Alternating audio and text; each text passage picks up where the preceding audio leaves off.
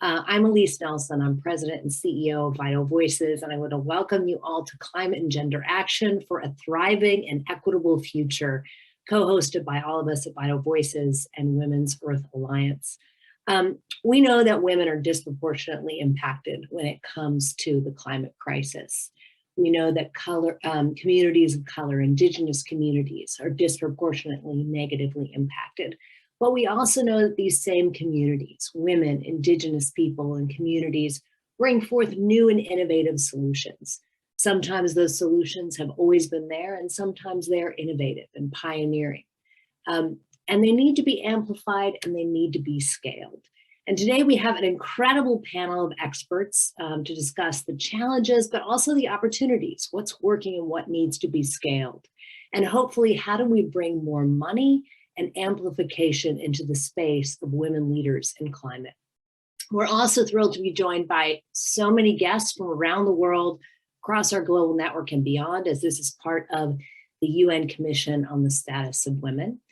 We encourage you to introduce yourself in the chat and be participatory. There will be an opportunity to chime in with any of your questions. But let me now introduce our great panel that we have here. I'm super excited to get into this discussion, and I ask our panelists, if you aren't already, oh, wonderful, we're all on camera now, great. First off, Justin Winters. She is no stranger to this space. She's been active in this space for many years, formerly led $100 million worth of grants as part of Leonardo DiCaprio's foundation around climate. She's co-founder of Daughters for Earth, along with other panelists, Zainab Salbi. She's co-founder and executive director of One Earth. One Earth is a philanthropic organization working to galvanize science, advocacy, and philanthropy to drive collective action on climate change. Kahea Pacheco is a coach, writer, and co-director at Women's Earth Alliance, really looking at the nexus between Indigenous cultures and people, human rights, and women's issues in climate. A 16-year-old organization, Women's Earth Alliance, works to empower women leaders to protect the environment and the climate crisis and ensure a just and thriving world.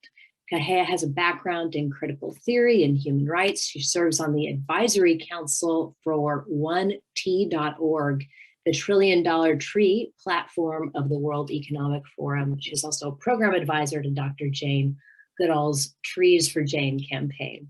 Zainab Salbi is a celebrated humanitarian, author, journalist, co-founder of Daughters for Earth, brand new board member at Vital Voices, and a wonderful longtime partner of all of ours. She's co-founder and former CEO of Women for Women International, an organization that really has dedicated over the last nearly 30 years to helping women survivors of conflict. And of course, now with her new focus on climate, which we'll get more into.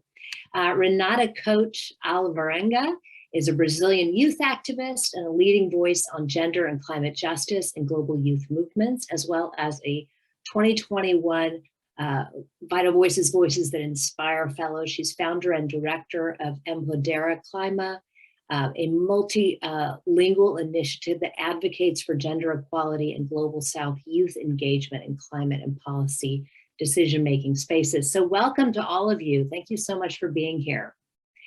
Justin, I want to kick off with you. As I mentioned, you've been in this space for many years.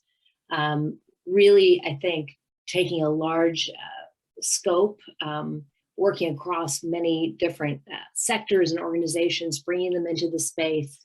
I know you've done some really cutting edge research. Can you tell us a little bit about the state of the climate emergency? We know it's bad, but tell us the state of the climate emergency, and why is it that everyone, no matter what organization, industry, where you live, what you believe, we need to care. We all need to care and be engaged. Thank you. I'll try to cover that big question and hopefully do it in a way that's engaging. Number one, everybody knows this, the state of the climate is not great, and nor are the communities that are most impacted. Nor is nature that has been, destroyed in so many important, beautiful elements around the world. Nature is suffering as well. So we know all that. We've also, all of us who care about climate and who are kind of focused on climate have also seen many of the recent reports, including the recent IPCC report that came out, really just highlighting that we have a very limited window here to make the kind of change that's necessary. But at One Earth, we've been particularly focused on looking for the answer. Is it possible for us to solve the climate crisis? And what are the ways forward that really value communities on the front lines and on the ground, as well as really valuing the role that nature plays in both solving the climate crisis and ensuring that we have a livable, vibrant, healthy future. So way back in 2016, we started working with networks of scientists, really asking this question. And what we ended up spearheading and funding was a climate model that was produced in 2019 called the One Earth Climate Model, that was led by 2 leading IPCC authors. And a whole network of over 20 leading scientists were a part of this climate model.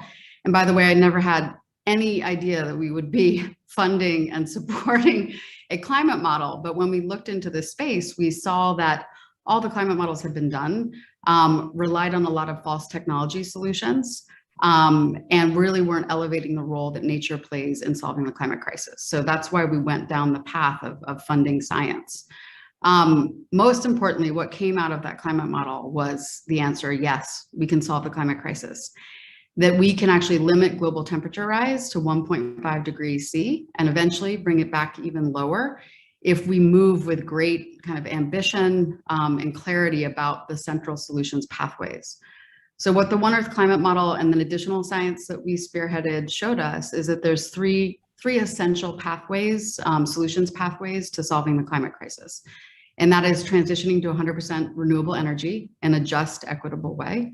The second one is protecting and restoring 50% of the world's lands and oceans. And then the third piece is shifting to regenerative agriculture. And of course, there's a whole taxonomy of solutions that fall underneath those 3 pillars. But for us and for people that we have shared the science with across the movement, it's really mobilizing to know that we can actually do this. We can solve the climate crisis and that we have everything that we need right now. It actually doesn't take crazy amounts of innovation and technology. It takes really ambitious measures. Certainly it takes ambitious policy measures as well. But the thing that brings me to this conversation and that has kept me going for 15 years in the space is that the majority of the solutions arise or are housed in communities that are on the front lines and on the ground. After doing this work for 15 years and having the privilege and the honor of getting resources to groups on the front lines, there is a huge opportunity that we can't afford to miss. And that is in funding the women in particular, the Indigenous communities and the people of color who have the solutions and who can help us achieve both that just transition to 100% renewable energy, the protection and restoration of nature at scale, and then shifting to regenerative food and economic systems. And to me, that vision of what's possible collectively, if we do this together and if we get resources where they need to go in the right way, it's possible. And that's a new story that needs to be told to mobilize people with both something that's based in truth, but that is also based in hope, and is based in the idea of building the kind of future that is vibrant and beautiful for all people and for nature. Well, thank you. And thank you for your incredible work over so many years. I'm reminded as we're gathered around the UN Commission on the Status of Women about the UN Fourth World Conference on Women, where one of the most progressive documents of all time was signed, the United Nations Platform for Action to improve the lives of women in 12 critical areas. One area was missing, and that was climate. It did not look at, and that link had not been made, and that was 27 years ago, but that link had not been made of the disproportionate impact, but where women and Indigenous communities really can play a critical role. And I know that in your work, you work more broadly, but it is fascinating that as I look at your website and the work that you're doing, it seems as though you focus more and more and more on women, which is interesting. But you can talk more about that when we come back to you in a minute. I want to turn now to our partner, Kahia. You have been such a passionate advocate for Indigenous people's rights.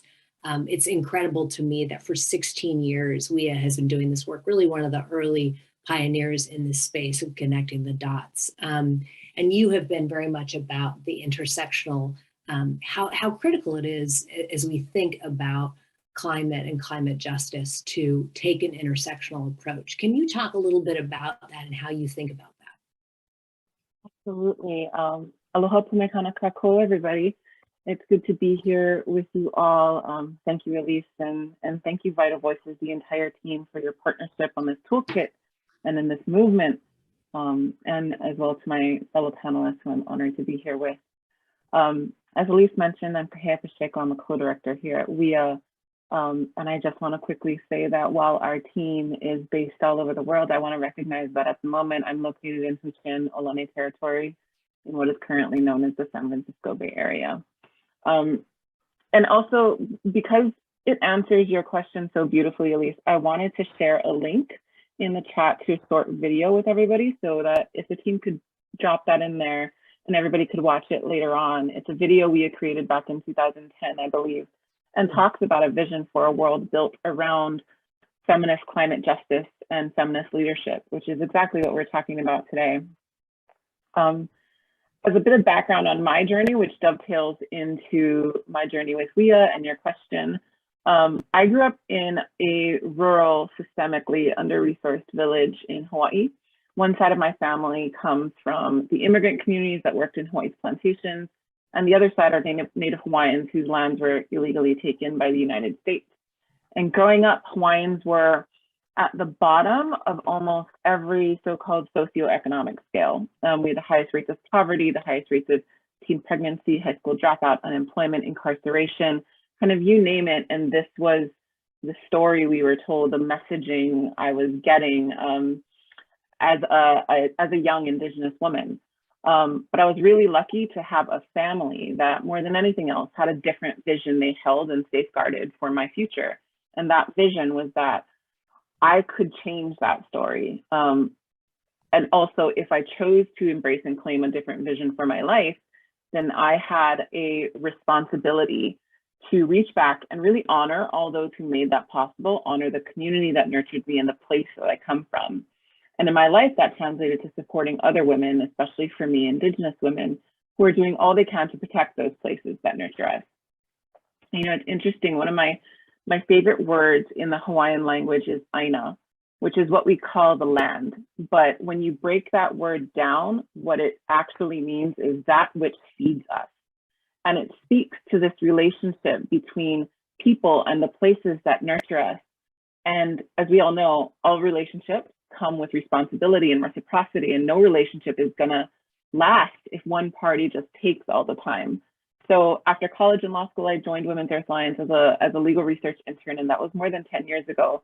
And I've really found a home for myself in this global alliance of women leaders who, like me, refuse to accept a certain story. In this case, that story is that the climate crisis is hopeless, that climate injustice is just the way things are, and that there's nothing we can do to change. So I really resonated with Justin, with what you just shared.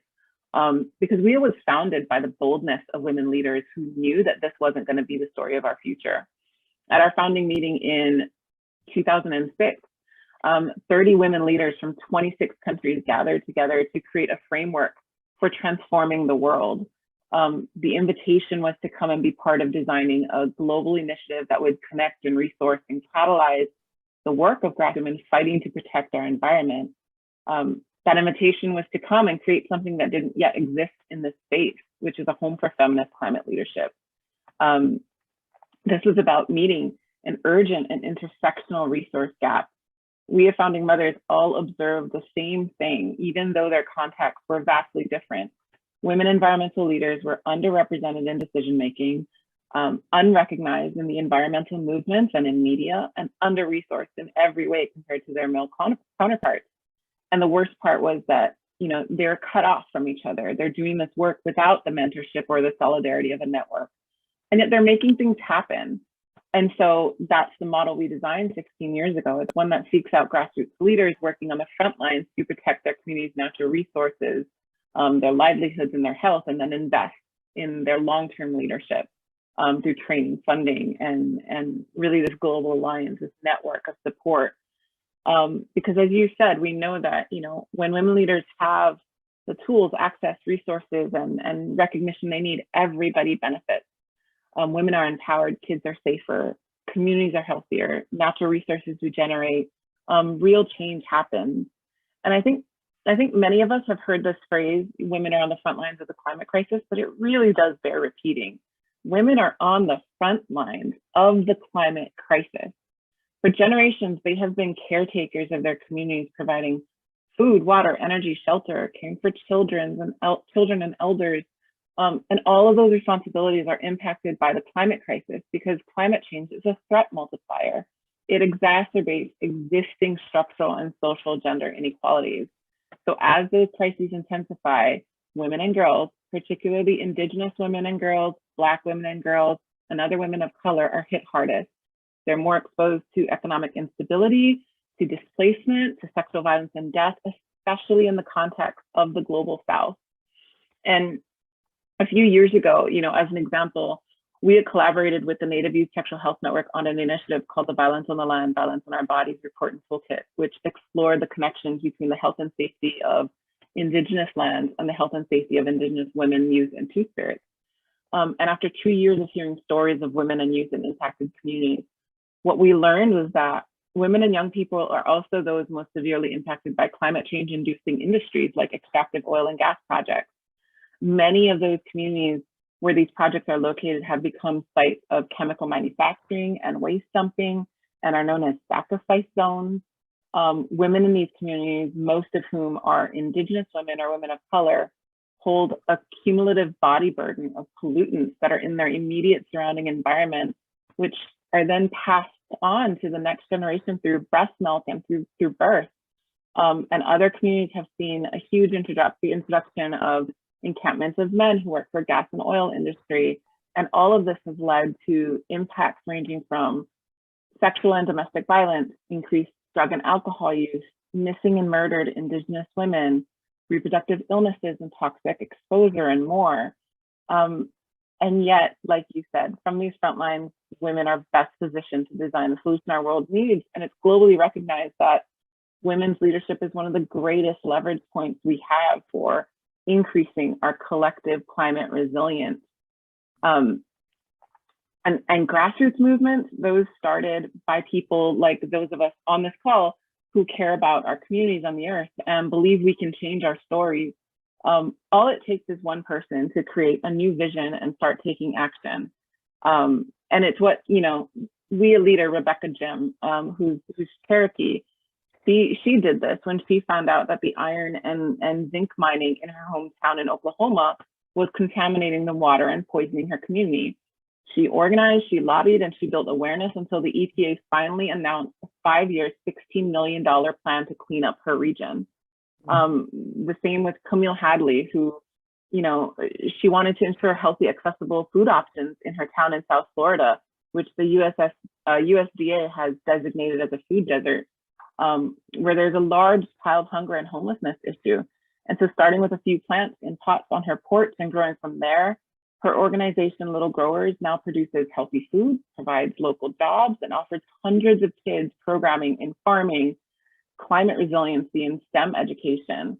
And you can only imagine how important that work has been during COVID when people have struggled with food insecurity and more. So there are still deep structural inequities that rob women leaders, half the global population, of their full potential to really profoundly shape our communities and our values and our future on this planet.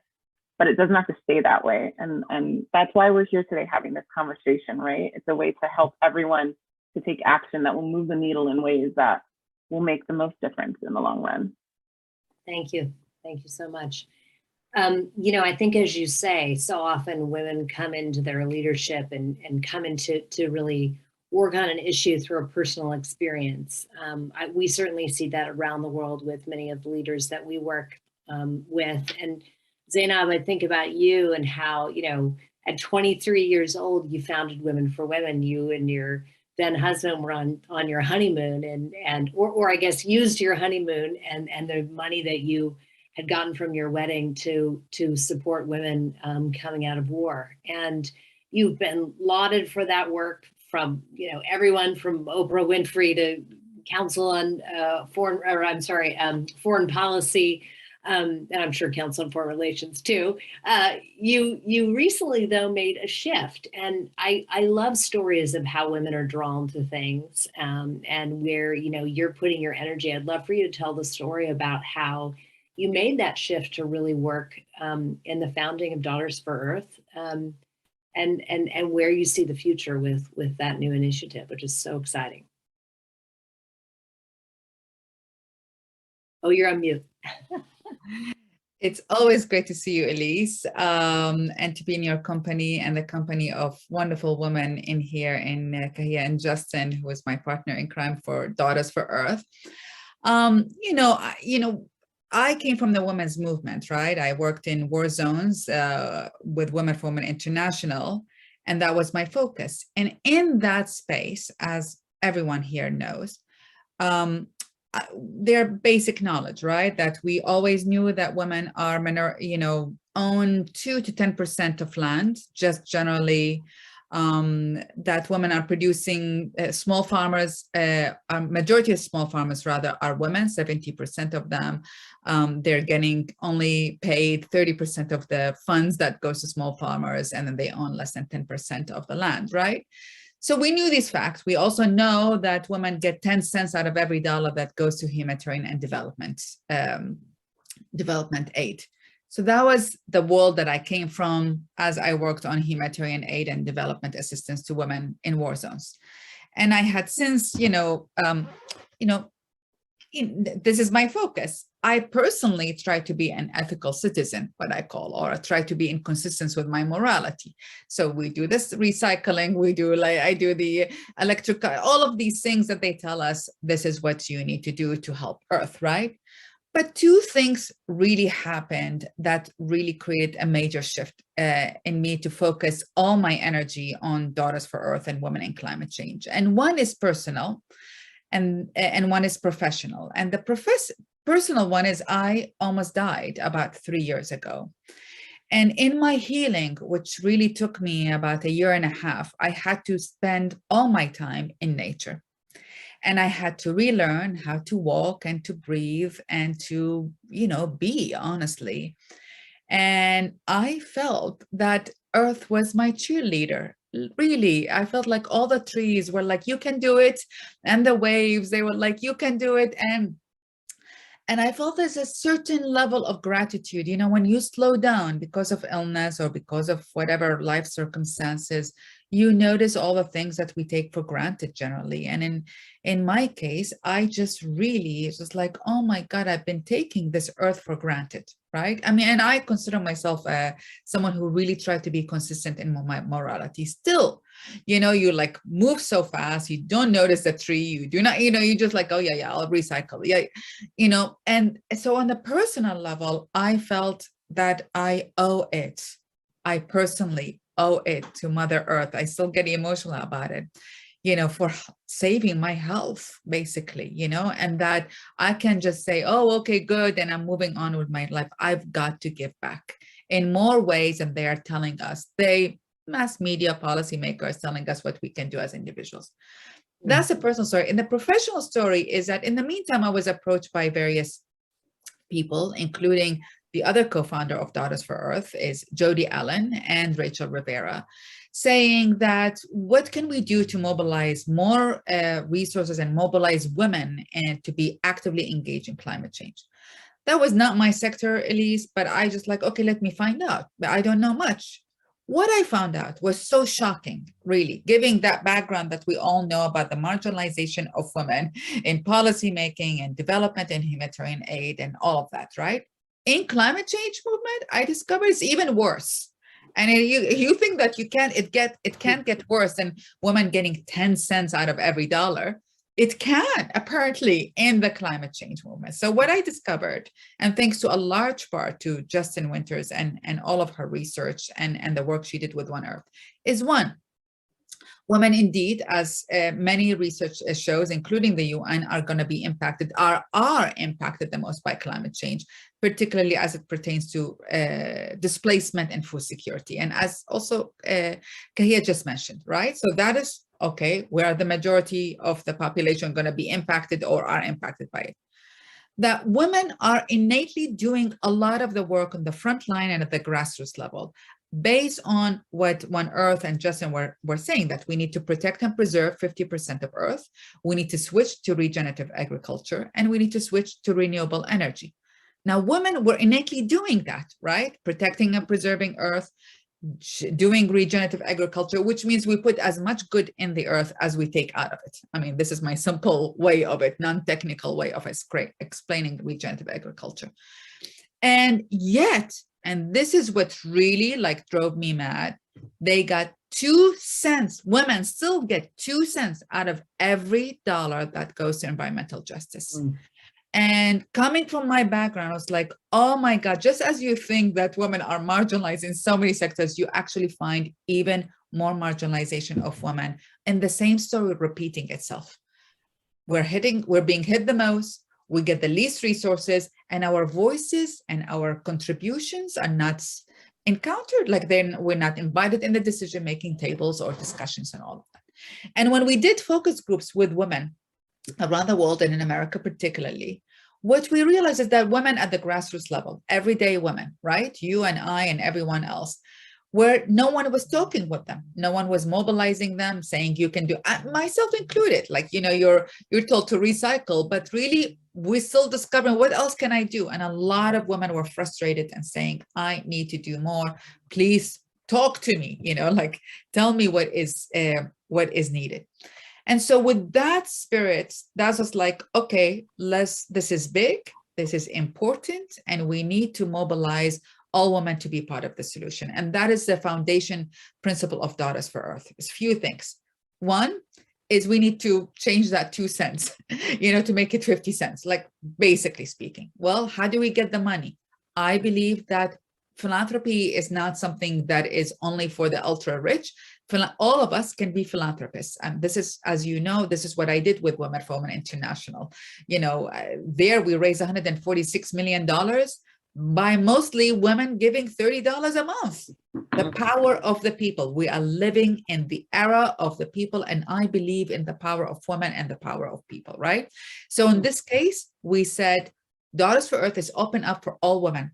The one who can give $10 a month and the one who can get hopefully $10 million or more, right? And sure enough, we've actually, and we just launched last week, and we were just still building in the last year silently, and we already have many women joining from the $10 to the $10 million level, all in sisterhood, all united, because we may be different in how much money we have, but we are the same in our commitment to our earth, in our stories, in our emotions, in our love for this earth, right?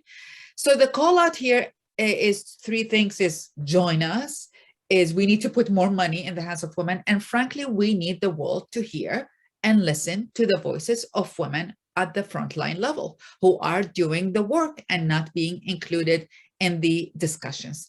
So we came to a conclusion, in conclusion rather, we trust women.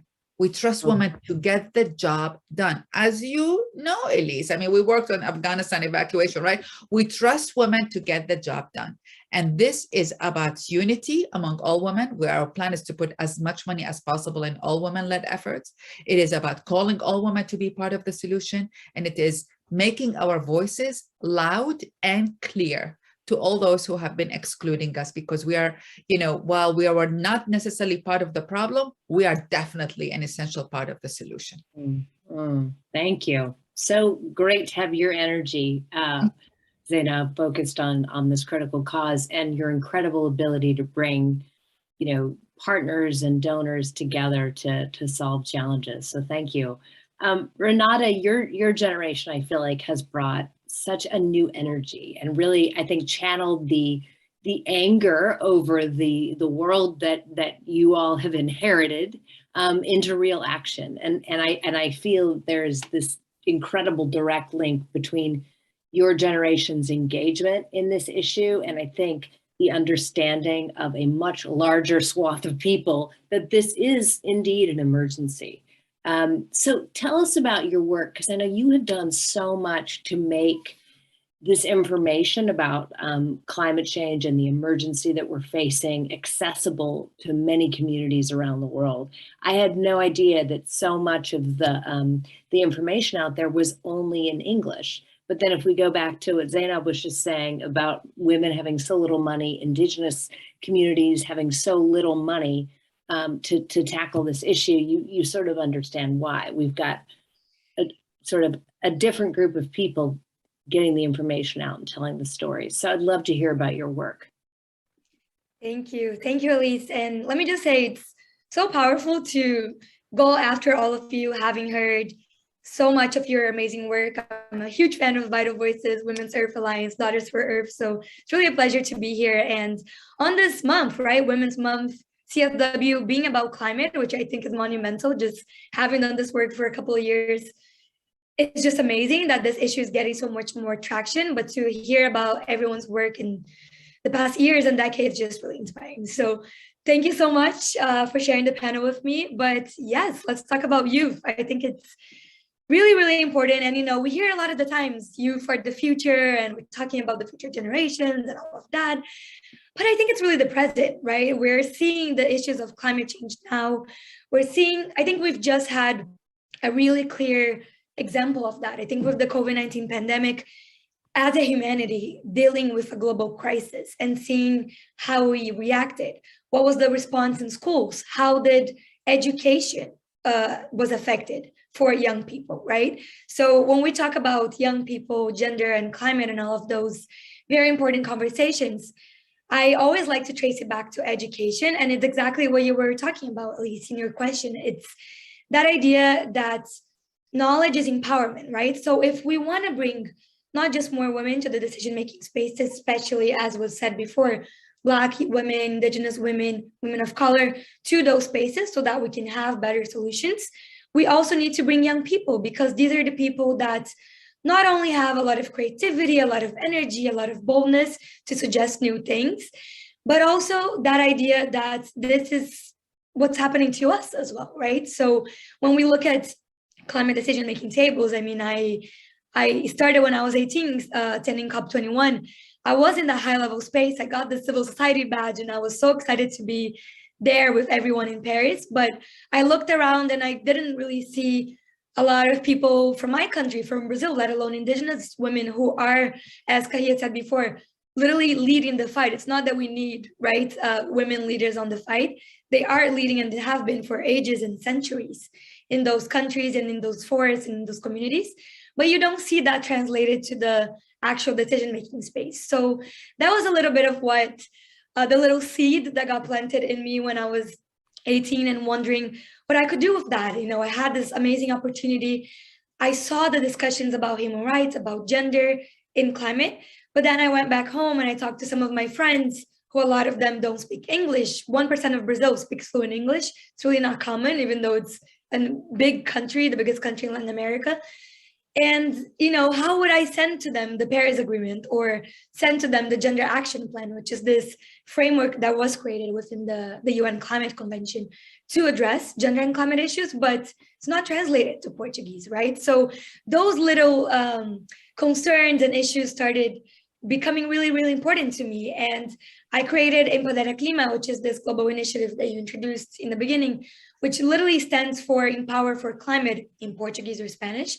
And it's really that idea that knowledge is empowerment. So we really believe that we need to make these conversations, like the ones we're having here, more accessible. And we often talk about tropicalizing the Paris Agreement, tropicalizing all of these debates to bring that to the local level, right? Because if we have issues or if we have mechanisms that were discussed before about gender responsive climate funds, right? So climate finance that's directed to women, that doesn't really matter if that's not translated to the actual women-led Indigenous organizations in a lot of countries, right? If they're not able to access that. So translation, not only in actual language, because we do that in Empodera Clima, we translate English content on gender and climate to Portuguese, Spanish, and French. But not just that, really the idea of making it more accessible. So when we're talking about youth, we really need to make climate discussions more sexy, right? We've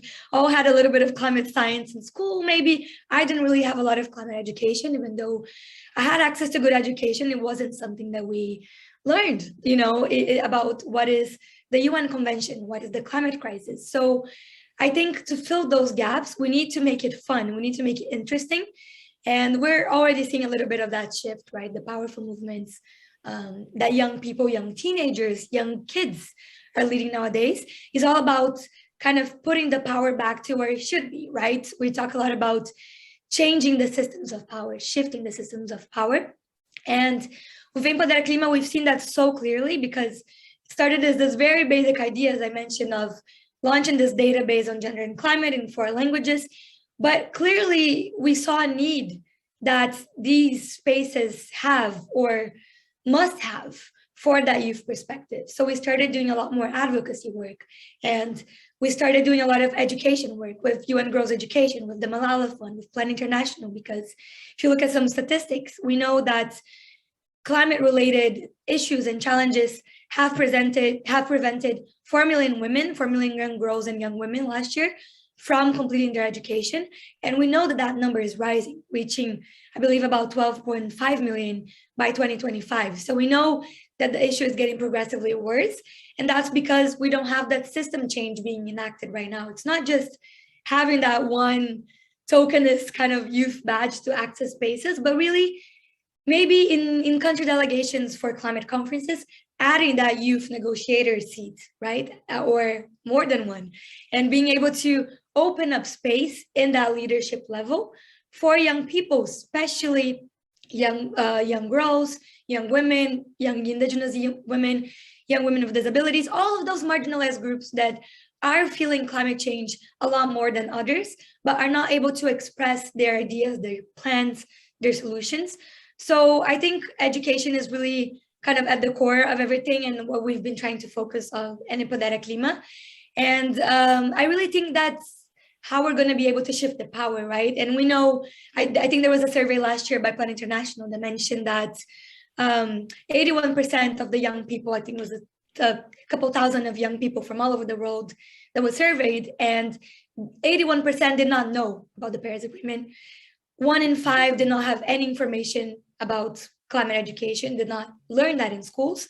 And only 16% of all of the youth interviewed have learned about the gender impact. So what we're talking about here. So really when we start having that access, right? And going back to that core aspect, which is schools, I think we're going to be able to shift the power a little bit more. Well, I have to tell you, I think it's happening. I have a 5-year-old and a 7-year-old. And I remember when my daughter was in pre-K, she just started first going to school. She was talking about, don't throw garbage on Mother Earth. And I was like, wow, they're teaching you early.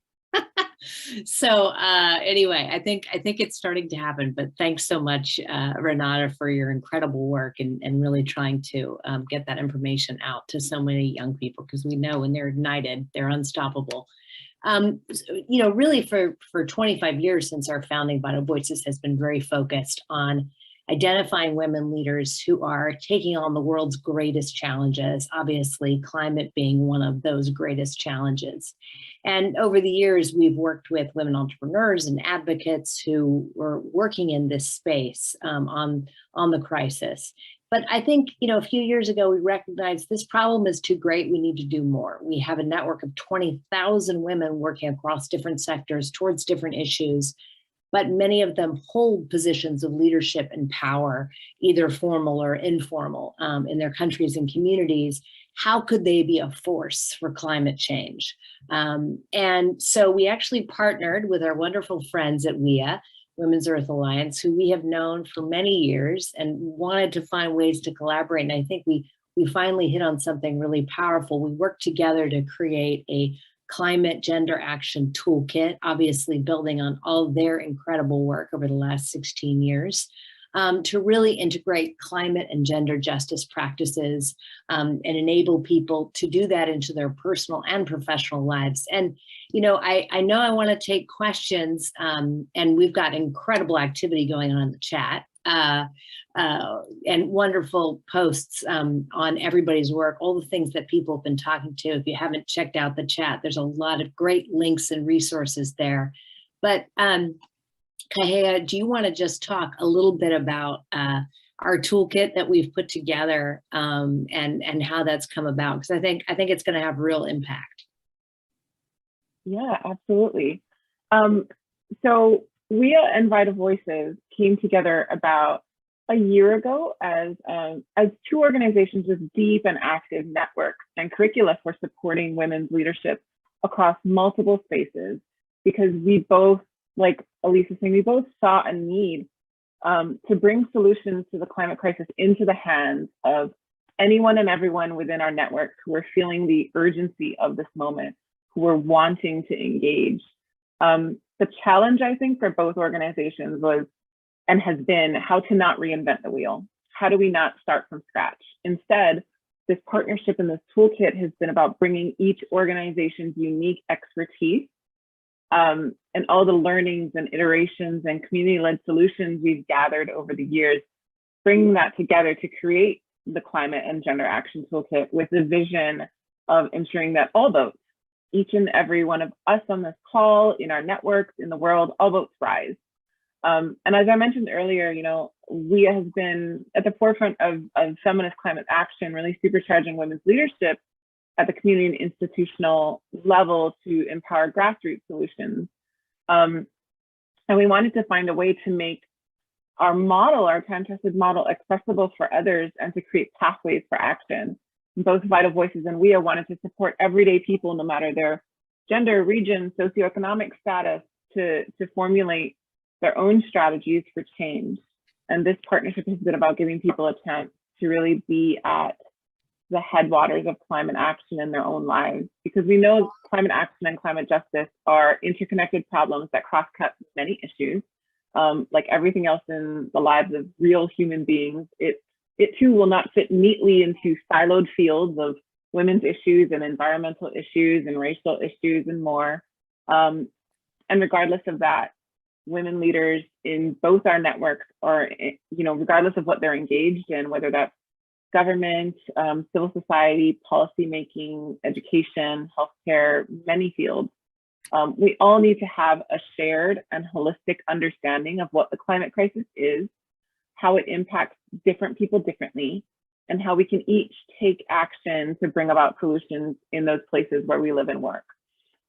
So with this toolkit, you know, we had the opportunity to collaborate in a non-extractive, decolonial, and additive way, knowing that when we come together to share these tools and strategies and resources, we have that much more positive influence and impact. That's the power of collaboration across this growing intersectional women's climate justice movement.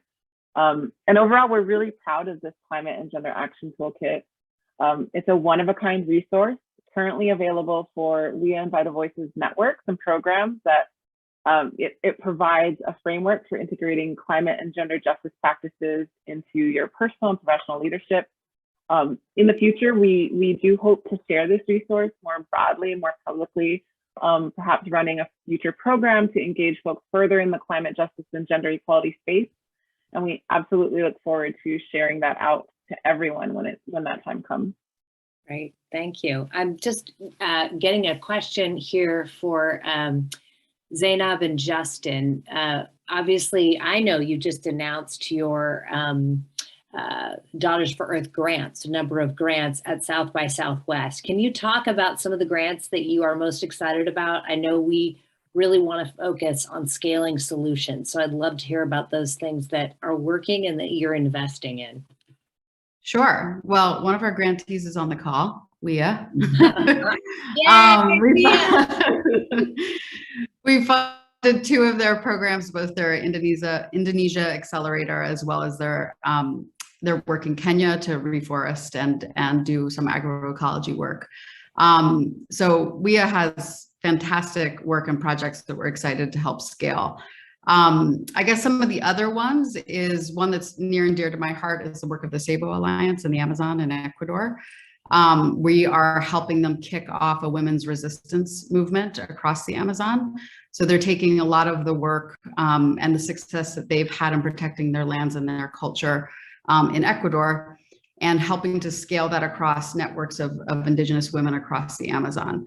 And that means everything from, getting support for learning the legal tools and sharing tools and lessons learned from their recent victories, to bringing women together and sitting in circles and doing planning and organizing and sharing, things that they've learned, all the way to, actual mapping tools for mapping territories, and really helping work to solidify kind of Indigenous land tenure rights.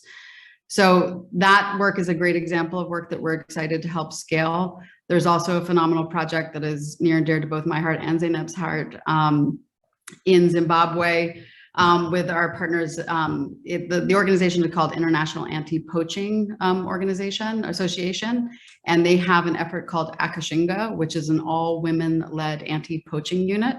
It's all community members that have been trained and are excited and invested in protecting their lands and their wildlife.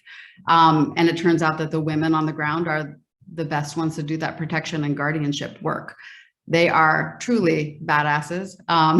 We are really thrilled to support their work and also to tell their story. I mean, a big piece of the kind of transparent grant making that we will be doing at Daughters is finding those incredible projects on the ground and telling those stories, because the more you tell those stories and amplify the work that's being done, the more that more and more women, more and more people around the planet can tap in to understand this incredible network of work that has been happening for years and just simply needs to scale.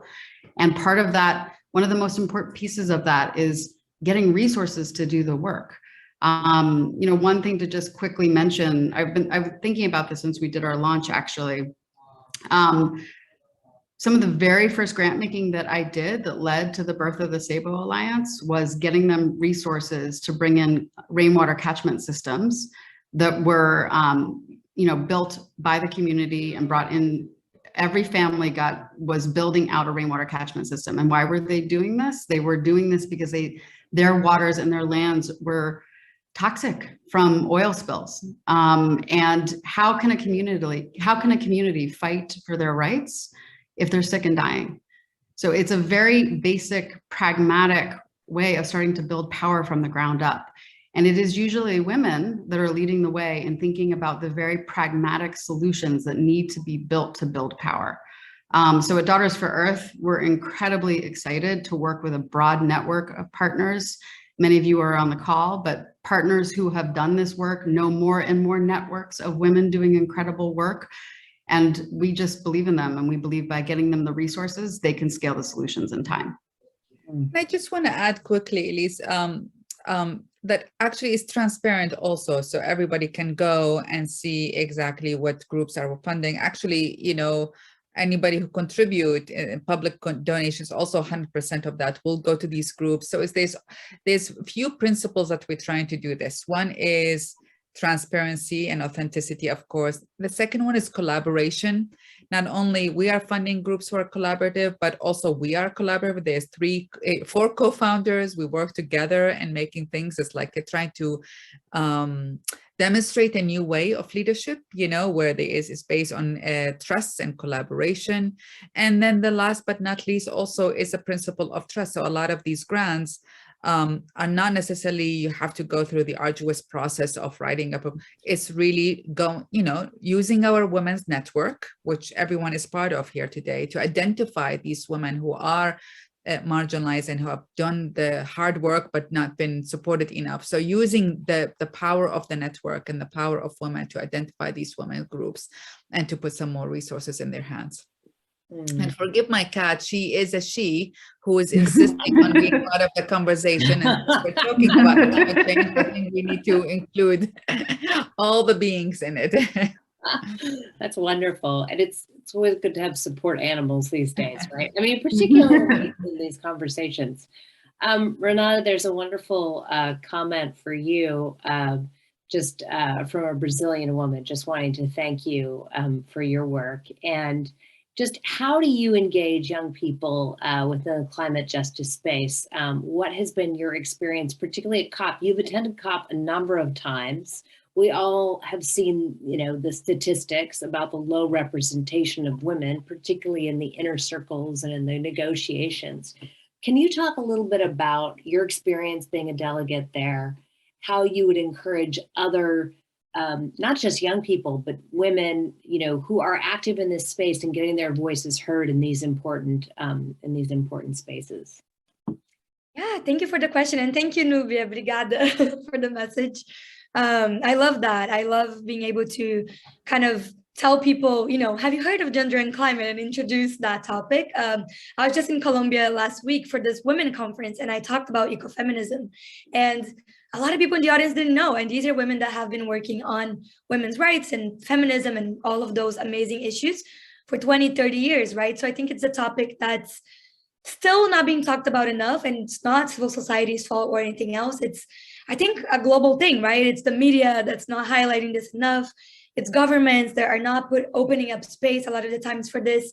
So I think COP is a highly, exclusive, privileged space that's not where the change is at a lot of the times, but it is an important space. And I mean, I'm currently doing a master's in public policy, so I really do believe in those types of spaces for us to change the system and to be able to shift the power, as I was saying. So even though there is so much amazing work by academics, by civil society, by businesses as well, we need to all be in conversation with the public sector, right? If we want to actually change those conversations, change those narratives. So I think COP is an amazing space for that. And as I mentioned, I started attending at COP21. At the time of the Brazilian government, they had some space for young Brazilians to join. That has changed over time, unfortunately. So right now, there's been a lot more youth participation, which is great. I think last year, COP26, we had the largest Brazilian Indigenous youth delegation ever. It was so many people, young people present there. I think the only issue with that, though, is that they were there, right? They got there, but they weren't really in those decision-making tables. There, if anyone here has been to COP, there are so many spaces. It's kind of like this huge global fair. So there is the civil society space, there is the negotiation space. And I think oftentimes it's kind of this example of what a silo experience can be, right? We're not that much in conversations, and we need to change that. And that could be both a physical thing, right? Maybe the spaces don't have to be as far and we can all be in conversation, but also having that willingness, as you mentioned, what can people who are in these conferences do? I think if you are in a power space, in a privileged space, which I've been able to be a little bit, you need to stand up for the people that are not there, right? It's your role and your responsibility to bring up race, to bring up class, to bring up age, to bring up all of these intersections and not stay quiet in those spaces, which I know can be intimidating and overwhelming. And oftentimes there is a lot of kind of imposter syndrome, I think, in the youth movement when we are able to, or in the women's movement, right? When we are powerful women just trying to get our voices heard, it's hard sometimes. And it's easy to feel like we're not being valued enough or that we're being silenced. So I think being able to stand our ground and always remind ourselves that there's more people behind us, right? More people with us, not even behind us. So whenever I have these experiences and I get scholarships and I'm able to occupy these spaces, I'm really mindful and aware that I'm bringing a lot of my Brazilian peers with me to that space. And in any way that I can use the privilege and power that I have of being in those international conferences, it is speaking up, right? So that's what I try to do. And I hope we can have more young people in those spaces, but it doesn't have to just be at COP. It can be at city halls, right? Or environmental ministries at the federal level. So we really need everyone's support and willingness to make that happen, including the powerful men in charge, the powerful women in charge, and everyone else. Yeah. And I often wonder, I think, and I know Zainab thinks similarly, that, what can we do collectively, our combined power as organizations in this space and the collective network and clout that we bring along? And, you can correct me if I'm wrong, but has there ever been a massive global campaign of women pushing to get more women onto these, into the delegations, the official delegations of negotiation? more Indigenous women in particular, who are very much on the front lines of the climate crisis. I mean, that might be an action to take forward and find opportunities to work together if it isn't already. Elise, I can just chime in and say there's a great new initiative that came online last year called She Changes Climate, which is doing some pretty incredible work, and they're kind of growing in both their strategy and their approach. But they did some great work at the last COP and really exposing this inequity and kind of unjust power structure. But they also are in the middle of planning for the next COP. So we should all work together with them probably to figure out how we're going to make waves at the next one. That would be great. And yes, go ahead, Zainab. Well, no, please. just to add, I mean, because it's not that there are no women in the climate discussion, right? That they are. And there are some powerful women in powerful positions. They too, as I understand it, are like, I mean, that discussion of we need to include more women is happening amongst women in powerful positions.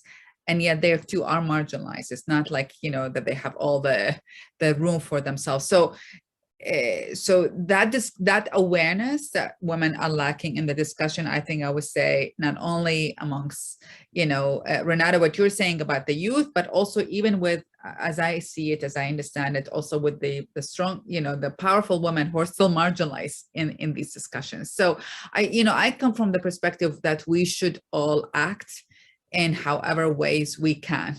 Of course, collaboration is most important, so we can have better solidarity and better voice. And we should all act in all ways we can. Like, if we need to take onto the street to demonstrate, as we have demonstrated, that we need to do more just so our voices can be heard better and more and more. Well, thank you all, and I'm really thrilled at this stage to turn things over to Pandora Thomas, who is a leader with WIA, to really lead us in a exercise around wellness. We all know that these are difficult topics. There's it weighs quite heavy, I think, on all of us, and the needs are so great. So thank you to each of you for your incredible perspective, and I'll turn it over to Pandora. Well, thank you, Elise. And y'all, I'm sitting here listening to these sisters, and I'm like, we gonna be all right. Like, I'm so, from Justin, my sister Justin, talking about resourcing the solutionaries. Solutionaries is my word. Kahea, sharing that our communities are already doing the work, points out our sisters in the communities doing the work, from seed to speed. Zainab, Zainab was preaching. Zainab and the cat. I have a cat too that does that all the time. I'm on Team Zainab. I'm so inspired. Like the earth being your cheerleader, the earth is also my cheerleader. Is the earth your cheerleader? Yes, the earth is your cheerleader. And that women are innately like, this is what we do. This is how we do. We gonna be all right. And then Hanada, my sister Hanada with that beautiful voice saying, youth are not the future. Youth are the now. Young people, we've been waiting for y'all. The world looks at young people. What are young people doing? Especially, I'm an African-American. The world's always looking at the African-American community for what's the new coolest cultural thing. They should be looking at our communities for what are we gonna do around this climate? And then she also said this idea of it needing to be fun, sexy, interesting. I think this was a fun, sexy, and interesting panel, if I say so myself. And this idea that we need more people behind us. Well, this activity, it's actually, well, I guess you could call it a wellness. It's more of a grounding experience. And it's rooted in all of our ancestries, all of who and what we are as beings, but also the women in our lives. And please share the first slide. This activity is called Sankofa. And for any of you folks from my continent, the African continent, or wherever, this idea of Sankofa, as a person of African, and I also have Native ancestry, doing earth work, sometimes it's presented in this way as it's new, and oh my gosh, we're dealing with something that's so unheard of, but these sisters laid it out. Not. In actuality, we're reclaiming, we're going back to something. And Elise talked about the need for these innovative solutions. Many of the innovative solutions women have been saying for years. We've been listening to each other, so it's time for the world to listen. So this activity, and I'm sorry about the slide, it's supposed to not have that great thing, but the word Sankofa, it's a Ghanaian principle that means we must know from where we came in order to move forward, or go back and fetch it. So I'm going to invite all of you to think about it.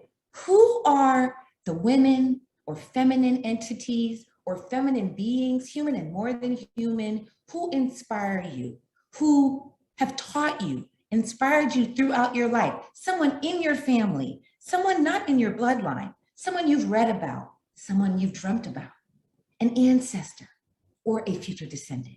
So all the time, anytime that, because I'm asked to speak and share and do all sorts of things, they're gonna talk about what I do. You can Google me or go to the link. But here, I want us to really ground the wisdom and the brilliance that all of our sisters just shared in who are the beings in our life who inspire us, who hold us up, our Sankofas. So what I'm gonna ask you to do is think about it. Who are those beings? And again, feminine in women's bodies, more than human feminine beings. And I want you to share those beings in the chat. On whose shoulders do you stand? Next slide. And I think that this is so important. Oh yeah, I don't know what's going on with that grease stripe. Well, anyway, it says my Sankofa. Y'all can visualize it.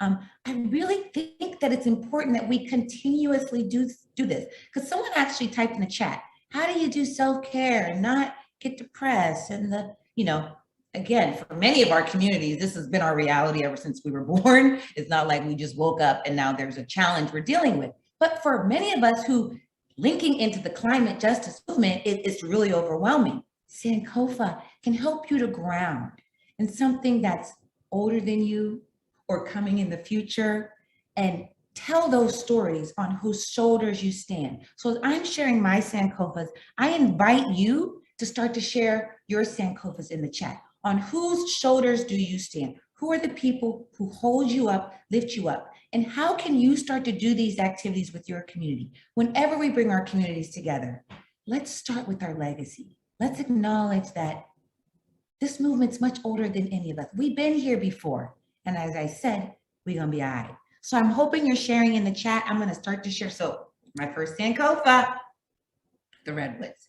And it's something about the redwoods. Y'all see what I look like. When I go into the redwoods, the trees do not care about my skin color, my gender, what kind of hair I got, what I'm wearing. That tree is just giving it up, the oxygen that I need to survive.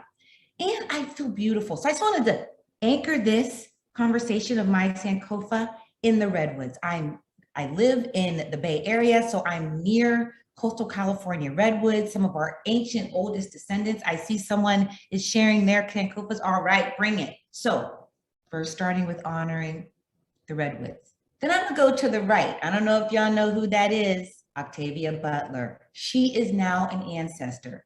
And when you read someone's book and you're like, wait a minute, that person wrote the book that I would read or that I would write. So Octavia Butler is that person for me. I learned about her 20 years ago. I knew when I read her Parable of the Sower and heard about this concept called Earthseed that one day I would be creating an Earthseed. Y'all, I didn't know what it was. 20 years later, I now have a 14-acre you pick orchard.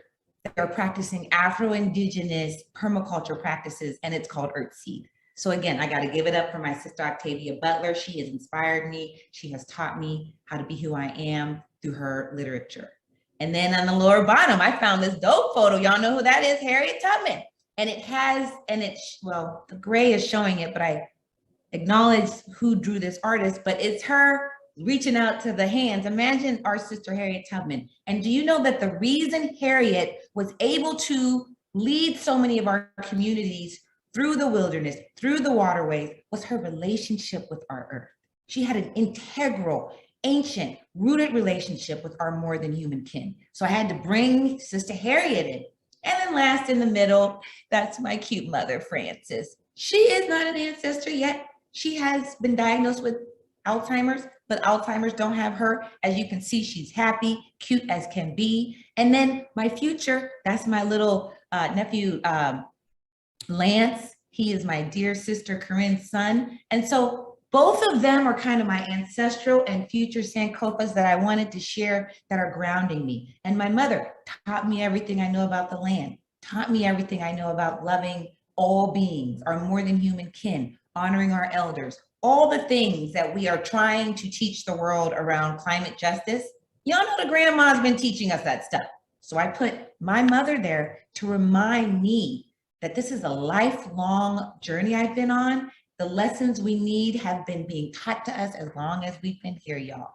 And I'm gonna just look at the chat a little bit and call out some of y'all Sankofas. So Moira, oh, my sister Moira, my Sankofa, the California oaks that have so much history and have endured through good times and bad. Laura Nitzos, Mother Nature. Alice is here, oh my, so many of my community, my mother and all my aunties. Jen Palmer, the African Bush and Wilderness. Come on, Jen. Kia Leakey is here. Josephine Hellman, Janine Bell, Catherine Bell, and Connie Leak. Bernadette, her Sankofas are Sandy Polishek, Adriana Vaz Andre, Amy Fry, Marisa Bochetti, Maya Angelou, come on, Wendy Barth, Rainforest, Mother Earth, Ocean, Digging in the Dirt, Mountain, Sunrise. We bring in the Sankofas. And the Women's Earth Alliance, my courageous older sister, we love Melinda's older sister, Aurora.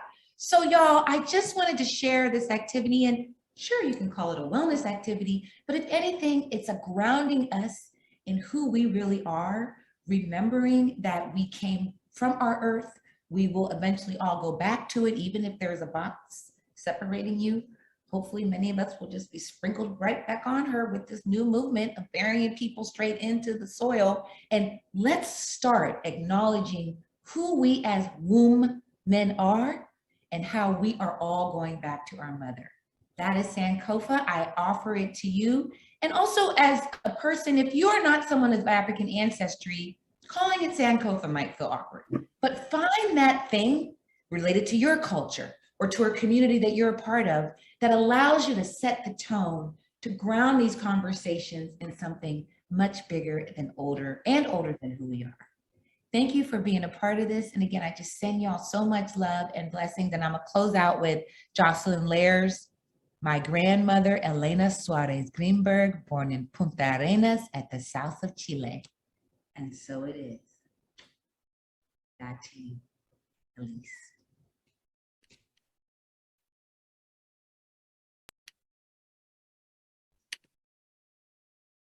Oh, well, thank you so much, Pandora. I love that. My Sankofa is definitely the ocean. Anywhere I see the ocean, but definitely in California, the misty cliffs and the ocean, and my mother out there at 79 riding those waves. What's her She's name? a surfer. Say her name. What's her name? What's your mom's name? Mary. Mary. Surfing Mary. Thank you. There. Yeah, she's in there going for it. So I love that. I'm going to tell her she's my Sankofa. Anyway, to close today, we are going to show a short film. It comes to us actually through Daughters for Earth, and it is a film about an Indigenous woman who truly led some incredible change. And so we wanted to end this time together with her words and incredible actions. So we will turn it over to the film now. Mi nombre es Alexandra Narváez, soy de la comunidad Aiko-Fancinangüe, también formo parte de la Guardia Indígena, soy presidenta de la Asociación de Mujeres Chameco.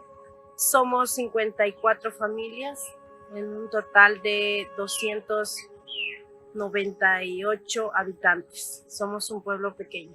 Nosotros como mujeres indígenas hemos venido luchando ya desde millones y miles de años en defensa de nuestro territorio, por eso nos llamamos defensoras de nuestro territorio. Desde mi madre, desde mi abuela, nos han inculcado la importancia del territorio, que nuestro territorio es nuestra vida. Entonces, como mujeres llevamos un rol muy importante demostrando nuestra cultura, nuestro idioma, en las salidas para defensa legalmente de territorio, Nosotros como mujeres salíamos con danzas, con nuestros hijos en los brazos, a demostrar al mundo que hay una cultura, que hay unos cofanes, que hay mujeres cofanes luchando por su territorio, por sus vidas, por sus hijos, haciendo saber al mundo que hay mujeres que sienten que territorio es vida para nosotros.